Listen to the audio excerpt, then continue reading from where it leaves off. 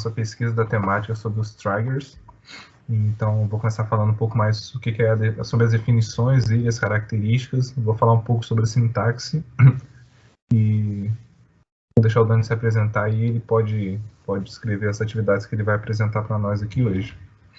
Opa, eu sou o Daniel, eu vou falar aqui sobre os nossos exemplos e como que a gente está aplicando esses triggers. Show de bola. Então vamos lá, vou falar um pouco sobre a definição do que são os triggers. Eles são basicamente códigos do PL/SQL e eles são armazenados dentro do banco de dados. O que acontece? Lá a gente pode definir um bloco, PL/SQL no caso, para que seja executado automaticamente pelo banco. E ela é chamada automaticamente, sem que ocorra um evento especial no banco de dados. Por exemplo, vou dar um exemplo. Um acionador pode ser chamado quando uma linha é inserida em uma tabela especificamente, ou quando determinadas colunas da tabela estão sendo atualizadas. Mais para frente nós vamos dar uns exemplos mais práticos, onde vai ficar muito mais fácil a gente enxergar isso. Mas geralmente essas ações, elas que acionam os triggers, são alterações na tabela, são inserções, exclusões e atualizações de dados. Beleza? Algumas características do triggers é que ele tem uma garantia de segurança e integridade de dados, então ele é uma ferramenta bem segura. Ele tem processos de auditoria e automação de processos e tarefas, o que atualmente no mundo que nós vivemos, onde nós precisamos muito de velocidade, no caso, então essa parte de automatização é bem interessante. Além de ela ter o armazenamento de operações realizadas, no caso os logs. Ela também pode proporcionar muita segurança, integridade, automatização das tarefas, tudo que nós falamos nas definições. Vou falar alguns pontos positivos, algumas qualidades de usar os triggers, sobre os triggers, é que parte do processamento que seria executado na aplicação passa para o banco. O que isso faz? Isso poupa recursos da máquina do cliente, entendeu? E é fácil fazer manutenção, não precisa alterar nem o código-fonte da aplicação para fazer uma alteração. Mas nós também temos os pontos negativos, né? Que é um problema de acesso. Então, a pessoa que tem o acesso não autorizado ao banco de dados, ela pode visualizar e alterar o procedimento realizado pelos gatilhos, no caso os triggers. E, além disso, ela é uma ferramenta que ela requer um maior conhecimento na manipulação de dados, para que você possa realizar as operações internamente. Eu vou falar um pouco por alto a respeito da sintaxe, porque na hora dos exemplos o Daniel pode passar nesses tópicos e falar um pouco mais. Mas, basicamente, é como se nós estivéssemos criando uma tabela. Então, você precisa definir o create trigger, e você coloca o nome definido, no caso pelo usuário, né, para esse novo trigger. Você precisa colocar o on, que é para você especificar a tabela a qual o trigger vai se aplicar. Você precisa usar o after. E o que acontece? A opção not for replication é uma opção para instruir o SQL Server a não acionar o gatilho quando as modificações de dados forem feitas como parte de um processo de replicação. Então, é basicamente um item opcional. Vou pedir para o Dani mostrar alguns exemplos para ficar um pouco melhor e mais fácil a visualização de como isso pode ser aplicado. Aqui a gente vou dar uns exemplos de como que funciona os triggers. Eles seguem sempre a sintaxe de create ou replace. Aí você vai definir o que você quer criar. Aqui a gente define um trigger e vai colocar o nome dele. Aí a gente tem que definir se quer que aconteça depois ou antes do evento. Esses eventos eles podem ser um delete, um insert, um update. Aí a gente vai definir aonde que esse evento vai ocorrer. Aí vai ser geralmente ocorrer numa tabela. Então a gente coloca aqui o nome da tabela. Aí aqui a gente vai definir que é para cada linha alterada, quais procedimentos ele deve seguir. E aqui a gente vai falar o que ele deve fazer. Nesse when condition aqui, a gente definindo o que ele vai fazer. se é para ele inserir os dados em tal lugar, se é para ele alterar, se ele fazer um update, se é para ele deletar, e assim por diante. Aí a gente coloca um begin e um end para finalizar. A gente declara isso tudo dentro de um begin.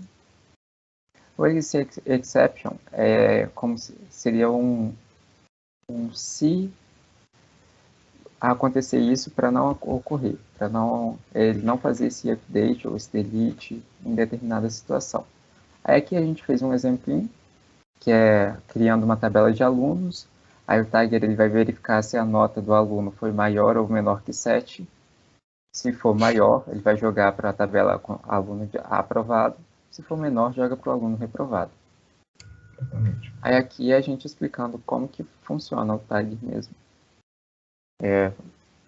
O gerenciador do banco de dados, o banco de dados vai detectar o gatilho e vai executar ele sempre que as condições forem executadas. E aqui vai ser a gente demonstrando um exemplo nosso. Eu peguei o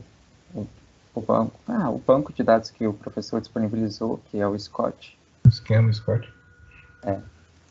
Aí aqui eu estou pegando só 2 tabelas dele para facilitar a gente, para a gente poder entender. Vocês podem ver, ó, aqui são esses os campos preenchidos da tabela EMP, e esses são os campos da tabela DEPT.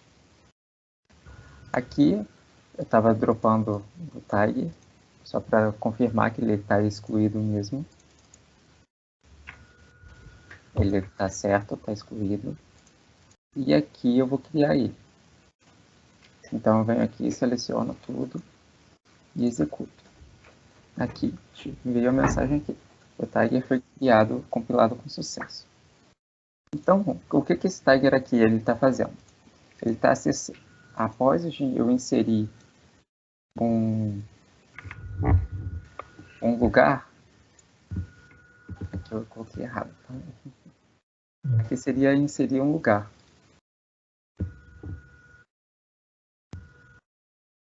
Deixa eu executar de novo. Aí eu eliminei o que estava errado e vou adicionar o novo. Pronto. Quando eu inserir um lugar, ele vai preencher que sempre existe um funcionário naquele lugar. Porque é um exemplo que que a gente pensou e só para popular, para dar tudo certo. Então, sempre que eu inserir aqui, quando eu inserir esse lugar, que ele vai ter o valor 60 e ele vai chamar teste. Quando eu inserir isso aqui, dentro da minha tabela EMP, ele vai adicionar um funcionário com o nome first, com a ocupar, com trabalho ocupar, com esses campos. Então vamos testar agora. Eu executei, inseriu o lugar, vamos verificar se inseriu mesmo. Está aqui, Teste. 60 teste. E aqui nesse EMP, que é a nossa tabela, ele vai estar aqui, ó, com ocupar com os campos que eu tinha definido aqui. Então a gente verificou que está rodando correto e é essa função que o Tiger faz. Ele, quando o evento ocorreu de inserção do lugar, ele populou a nossa tabela de pessoas. Automaticamente. Isso aí, bem legal esse exemplo. Então, nós, após muitas pesquisas e discussões, nós chegamos à conclusão que os triggers, como a gente falou nas definições e características, eles são bem úteis quando nós precisamos disparar eventos de forma automática e quando aconteceu algum evento que seja importante para nós, no caso, como nós vimos aí, a inserção de alguns dados na nossa tabela. Nós temos algumas boas práticas e coisas que são realmente úteis para que o nosso trigger seja tenha um funcionamento eficiente, né? E algumas delas são você fazer o trigger que tenha alta clareza e coerência, você utilizar somente quando ele for realmente necessário, para você não poluir tanto, e você adotar um padrão de nomenclatura, porque nós, desenvolvedores, pessoas que trabalhamos com bancos, sabemos que isso é bem importante para a nossa área. Na nossa conclusão também, nós chegamos à conclusão que a automação de tarefas, a segurança e a integridade de dados são extremamente importantes.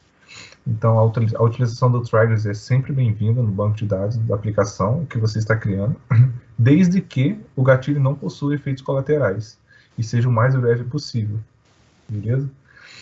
Além disso, é sempre preciso utilizar os triggers, no caso gatilhos, né?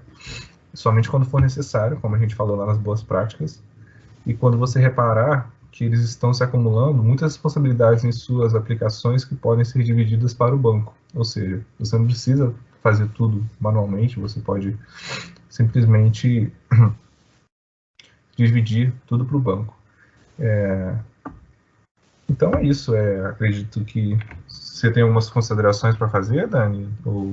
Eu ia falar isso, que o Tiger, ele é uma ótima ferramenta para automatizar, então a gente pode facilitar a nossa vida bastante, mas ele tem que ser utilizado seguindo as boas práticas. Então, tomar cuidado com ele e saber utilizar a ferramenta que é o Tiger. Exatamente. Mas então é isso, pessoal. Esse foi o nosso trabalho de banco de dados 3, na disciplina de banco de dados 3, no Centro Universitário de Volta Redonda. Essa tarefa, né, essa atividade, ela vai compor a nossa nota da nossa segunda VD. Então é isso, pessoal. Muito obrigado pela atenção aí. Tá joia? Espero que Muito obrigado aí todo mundo. Nós tenhamos passado para vocês um pouco mais de como funciona o Trigger. Em português traduzido. Procura a gente que a gente tenta solucionar elas. É isso aí. Show de bola então, galera. Um abraço. Valeu.